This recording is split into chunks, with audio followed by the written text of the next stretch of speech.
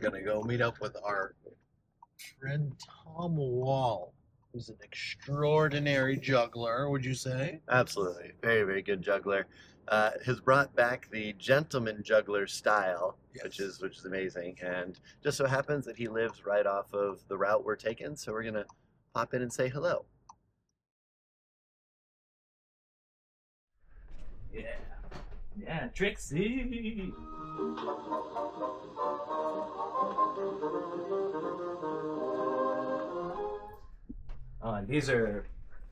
Those are original negatives, or maybe not the originals, but those are negatives of Francis Brunn's promotional photos. This kind of thing.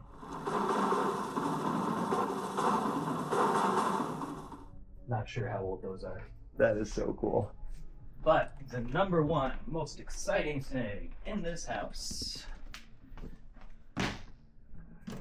Get up nice and close to this.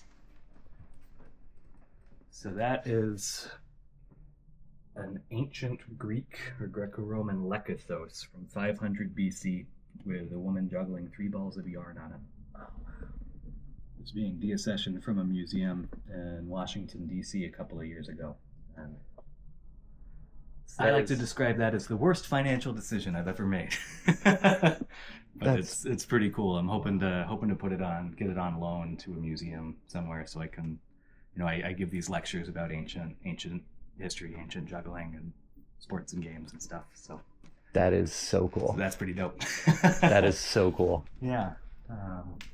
Everybody has, and it's so often an item that you could easily walk right past and not even realize. Everybody has these treasures, and it's like, and in this case, obviously, it has tremendous value and historical relevance. But sometimes it's an item. People, Well, sometimes an item that wouldn't even be that expensive. Oh yeah, so so that plate in the background. Those are literally just paper plates that have been like paper mache together. Oh. Yeah. But those are, who used them? Salerno, Cara, and Bobby May. When Salerno, Cara, Bobby May, or no, Cara, Salerno. Either way, during whichever war it was, I think it was World War One. Salerno. Jesus, why am I need to drink more coffee. More coffee, yeah. Either way, one juggler, he was a hobby pilot. Like, he was one of the very few people that could fly a plane in the early days of aviation and war. Wow. And so he basically got conscripted to be a recon guy. Then he got shot down, thrown into a prison camp. Yeah, that was Salerno. And so, and then when he got out, he was like, well, I need to make a living, and I'm in this hostile territory, the war is over or whatever. And basically, from professional courtesy, Cara gave Salerno a bunch of his old props. And it was just like, look, here's some plates that I don't use anymore. Here's this, here's that. Good luck. What else can you say? And that's one of the plates that he was given. It ended up in the May estate, and then it ended up with David Kane, and David sold that to me ages ago. That is so cool. I'm sure you have. Here's this one is exciting for a number of reasons. So that's Enrico Rastelli, obviously one of the greatest jugglers of all time. But it's rare that you also have an autograph from Umberto, and Umberto was basically his prop guy, his beautiful assistant. That's, I don't know, kind of sweet. Yeah. A little Christmas card signed by Rastelli and Umberto. My goodness. Wow. Wow. Yeah. Another cool thing. We were just talking about cool things. So this is this is a rubbing, right? There was a temple that we're using a lot of air quotes here, discovered in the 1950s in northeast China, that had this massive relief that depicted the 100 entertainments of this dynasty, which was sort of a, circus as political export. Like, look at how strong and talented and wonderful we are, and it's a celebration of all of our acrobatic theater disciplines. And yeah, it was a guy an archaeologist from Springfield, Massachusetts, that discovered this place and took all of these rubbings and published about it. It was overgrown out in the jungles. But yeah, that's one of the 100 entertainments, the juggler. And these balls, you can see they've got these little holes. Yeah. And what they say, apparently in Chinese, they're called like ball bells. And they're made out of clay. And when you juggle them, when you throw them in the air, they whistle.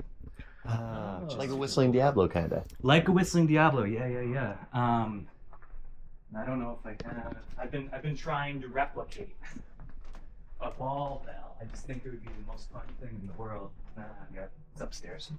I can totally see why you got into the 3D printing, because it's just it allows you you come to up with take an idea and like let's do it. Yeah, you externalize those ideas straight into. Yeah, exactly. So cool. So Yeah. You want to step upstairs? Just Sure. See the last of the house.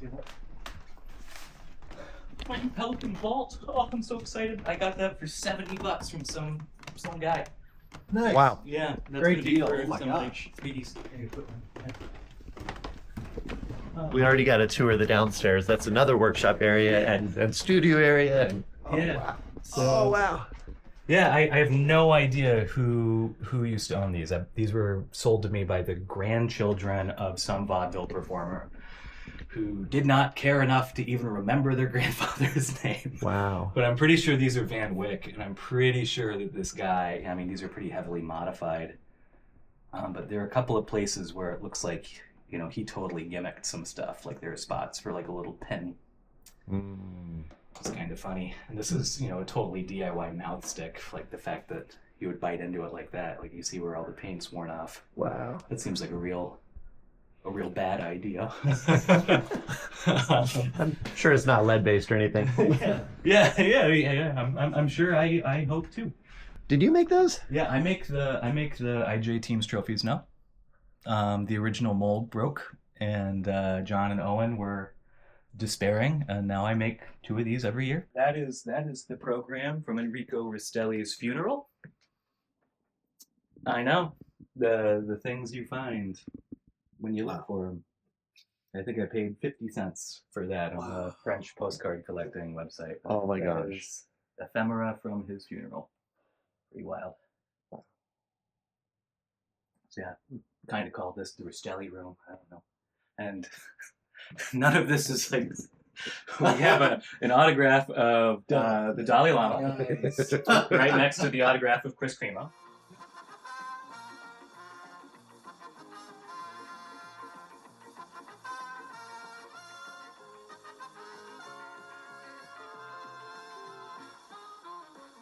That is the autograph of Paul Cinquevalli. And the rubbing of Paul Cinquevalli's headstone immediately underneath.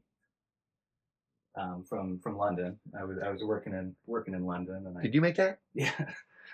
That is And freaking next to amazing. that, we've got a dog bouncing a pint glass on its head with the text that says Cinquevalli 2. Like, that's how famous the guy was, right? Is that somebody? And next to an original CDV of John Wilkes Booth. So that's from a theatrical agency in, like, Virginia from the 1830s. But that is the assassin of the president. That's his headshot. And then here we have the wall of people who have slept in this room. Socrates. Yeah, Socrates, Sam Malcolm, Sarah Baker, and Brian Koenig. There we go. Yeah. Oh, and then some Galen Hart blood art. That's that little hex thing. Yeah. You know Galen, Institute of Juggleology, juggler from Arkansas. He juggles barbed wire rings, and he smears his bloody hands onto a canvas, and that's from IJ this past year. Wow. Yeah. All right. Yeah, pretty hardcore.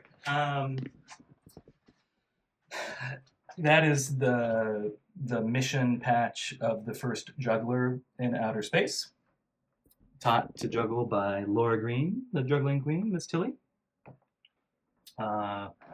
Is this Van Gogh's ear? That's I think it's from Pompeii. I mean, it's a 3D printed like scan, but it was good luck to have an ear carved into the wall. And I don't know. That was kind The walls are listening. yeah, exactly. Yeah, and then this is my office. It's perpetual, just fucking mess. You can see I'm making We're making IJ key tags, keychains. Everybody that registers this year, it's a little present from little old me. And that's for a nonprofit that I'm doing a gig for in April. Yeah, 2 bamboo X1Cs. My God, can you believe it?